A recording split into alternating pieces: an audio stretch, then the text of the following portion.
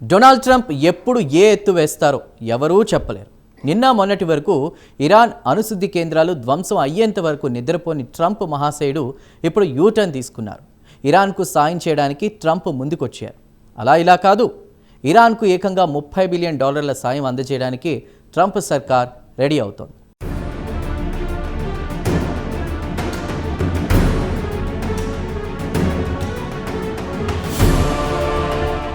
చేయాల్సిన కీడు అంతా చేసేసి చివరకు నమస్కారం పెట్టి బాగున్నారా అని అడిగాడట వెనకడికి ఓ పెద్ద మనిషి. అమెరికా అధ్యక్షుడు డొనాల్డ్ ట్రంప్ కూడా ప్రస్తుతం అలానే ప్రవర్తిస్తున్నాడు. ఆపరేషన్ మిడ్నైట్ హ్యామర్ పేరుతో ఇరాన్లోని 3 కీలక అణువిద్యుత్ కేంద్రాలపై ఇటీవల అమెరికా బలగాలు దాడులు చేసిన సంగతి తెలిసిందే. అమెరికా బలగాల దాడులకు ఇరాన్ తీవ్రంగా నష్టపోయింది. కనిచూపు మేరలో అణ్వాయుధాలను తయారు చేసే సత్తా ఇరాన్కు లేకుండా పోయిందని ఈ దాడులకు సంబంధించి నిపుణులు వ్యాఖ్యానించారు. కాగా అణు కేంద్రాలపై దాడుల తర్వాత ట్రంప్ స్పందించారు. ఇరాన్కు సంబంధించి తాము అనుకున్న లక్ష్యాలను సాధించగలిగామని అన్నారు. యావత్ పశ్చిమాసియాను ఇరాన్ అణ్వాయుధాల ప్రమాదం నుంచి అమెరికా రక్షించిందని ట్రంప్ జబ్బలు చర్చుకున్నారు.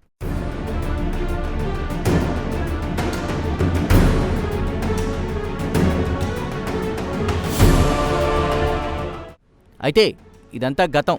ఇప్పుడు ఇరాన్ పునర్నిర్మాణంలో నేను సైతము అంటూ ముందుకొచ్చారు డొనాల్డ్ ట్రంప్. సామాన్య ప్రజల అవసరాల కోసం అణు విద్యుత్ను ఉత్పత్తి చేసే విషయంలో ఇరాన్కు సాయం చేయాలని ట్రంప్ సర్కార్ నిర్ణయించుకుంది. సాయం అంటే అలా ఇలా కాదు.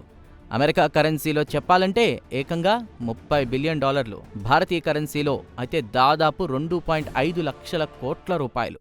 ఈ మేరకు ట్రంప్ ప్రభుత్వం ఒక ప్రతిపాదన సిద్ధం చేస్తున్నట్లు వార్తలు అందుతున్నాయి. అయితే ఇందులో అరబ్ దేశాలు కూడా భాగస్వాములు కావాలని ట్రంప్ ఆశిస్తున్నారు.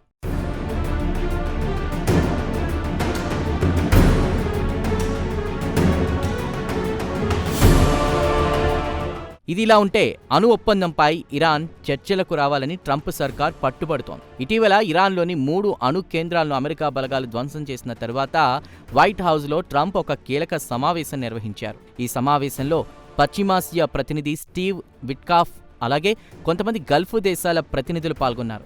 అదే సమయంలో కొంతమంది అమెరికా, పశ్చిమాసియా ప్రతినిధులు ఇరాన్కు చెందిన కీలక నాయకులతో ఫోన్లో మాట్లాడినట్లు తెలిసింది. ప్రధానంగా అణు ఒప్పందంపై చర్చలపై సంభాషణ జరిగినట్లు తెలుస్తోంది. కాగా కాల్పుల విరమణ ఒప్పందం తెరమీదకొచ్చిన తరువాత కూడా ఈ చర్చలు కొనసాగినట్లు పత్రికల్లో కథనాలొచ్చాయి.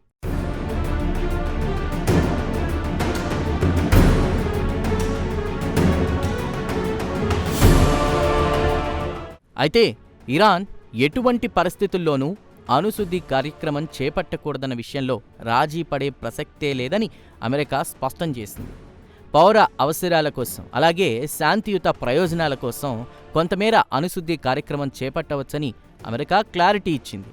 ఈ నేపథ్యంలోనే ఇరాన్తో అణు ఒప్పందంపై చర్చలకు అమెరికా పట్టుబడుతోంది.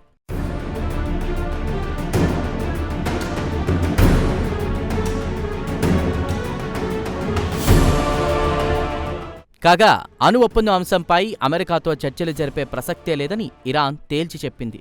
ఇరాన్ విదేశాంగ మంత్రి అబ్బాస్ అరాక్చీ ఈ విషయం వెల్లడించారు. అణు ఒప్పందం పేరుతో తమ దేశ సార్వభౌమత్వానికి భంగం కలిగించే ప్రయత్నాలు అమెరికా చేస్తోందని అబ్బాస్ అరాక్చీ ఆరోపించారు.